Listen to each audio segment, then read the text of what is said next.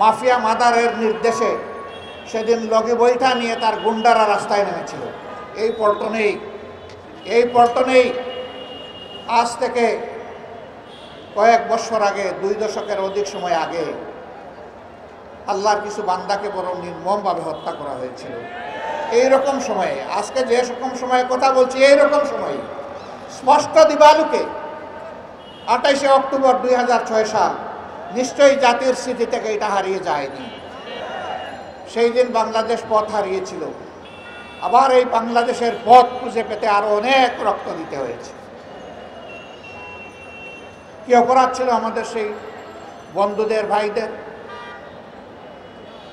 তাদের কোনো অপরাধের কথা আজ পর্যন্ত কেউ বলতে পারলো না। নিরপরাধ এই মানুষগুলোকে পিটিয়ে শুধু হত্যাই করা হলো না, তাদের নিতর দহর উপর উঠে তারা লাফালাফি নাচানাচি করেছিল। এরা কি মানুষ না পশু? না, এরা পশু নয়। আল্লাহ তাআলার ভাষায় এরা পশুর চাইতে নিকৃষ্ট। কালানাম বালহুম আদাল্লু। আল্লাহ প্রথমে বলছেন বিবেক দিয়েছি, বিবেক অনুযায়ী কাজ করে নাই।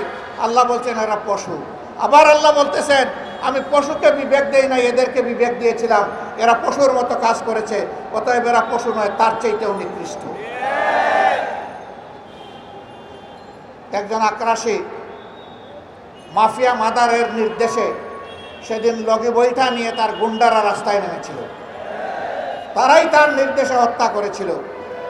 এই মজলুম পরিবারগুলো সেদিন বিচার চেয়েছিল, আদালতে বিচার দায়েরও হয়েছিল, কিন্তু ক্ষমতার গরমে সেই বিচার তারা খেয়ে ফেলেছে। আমরা কথা দিচ্ছি এই বিচার আবার ফিরিয়ে আনা হবে ইনশাআল্লাহ। বাংলার জমিনে আবার তাদের বিচার হবে ইনশাআল্লাহ। এর পরবর্তী পর্যায়ে শাহবাগীদের দাবিতে যাদেরকে হত্যা করা হয়েছে, খুন করা হয়েছে, তাদেরও বিচার আবার ফিরিয়ে আনা হবে ইনশাআল্লাহ।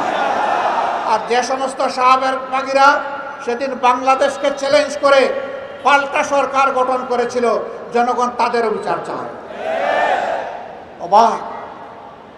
এক দেশে 2 সরকার, এক সরকার বসে আছে পার্লামেন্টে, আরেক সরকার বসে আছে শাহবাগে। পার্লামেন্টের সরকারের কথায় জাতীয় পতাকা উঠে না, নামে না। শাহবাগের সরকারের, বুয়া সরকারের কথায় পতাকা উঠে আর নামে। সেদিন আমরা দেখি একবার নয়, দুবার নয়, একদিন নয়, 2 দিন নয়, 1 সপ্তাহ নয়, 2 সপ্তাহ নয়, মাসের পর মাস রাষ্ট্রীয় পৃষ্ঠপোষকতায় সেই সন্ত্রাস চালিয়ে যাওয়া হয়েছে। বাংলাদেশ তুমি সাক্ষী, বিশ্ব তুমি সাক্ষী।